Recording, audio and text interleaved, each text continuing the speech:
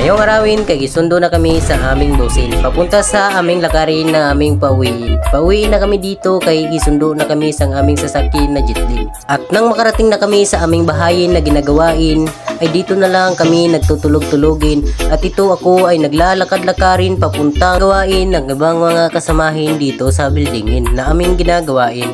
At pagkatapos kong mag-ikot-ikutin at hindi ko na pinakita sa inyohin na ako ay nag-uwiin papuntang Dapugin at ako'y nagkain. Ang aking ulamin dito ay balat ng bakahin, ito ang aking kanin. Binutangin ko lang sang silihin para magnami ang kainin, ganadawin at pawisin sobrang lamiin. Dito na akin ay nagkain-kainin at ako'y nagpapugi-pugiin. Siyempre kay perting pulahang ating sudanin nga sarap-sarapin. Kontraksyon ng ubra pero bakahin ang sudanin. Kagipaspasan ko na og kain kay ako'y gigutumin, nagkapasaw-paso ang aking babayin kay sobra katakabayan. Pero nadala sa kalami ang akong sudanin nga lami-lamiin murag ako. Lang nagtatapos ang aking pagbidyuhin kasi ako ay magkainin. Papalo na rin ako at pag-share at pag-like sa inyong mga kamayin.